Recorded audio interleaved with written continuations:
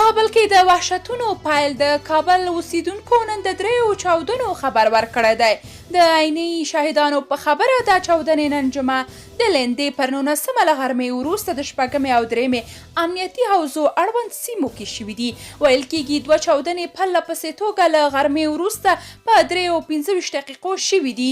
عیني شاهدان وایي دا چاودنې د مزاري مسلې ته مخامخ شوي. د پیښې له ځایه خپرې شوي انځورونو کې ښکاري چې چاودنه پر یو تونس ډوله موټر شوې ده.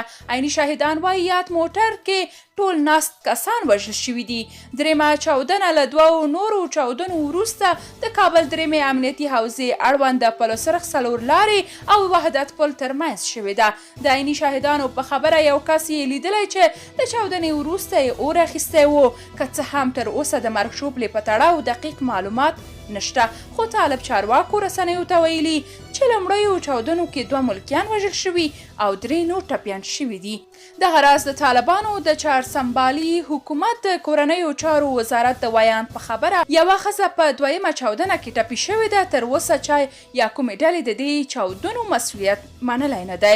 له دې وړاندې دا ډول ډیرو پیښو مسؤلیت داعش ډلې منلی و. طالبان ټینګار کوي چې داعش افغانستان کې فزیکي شتون نه لري او دې ډلې ته تبلیغ کیږي.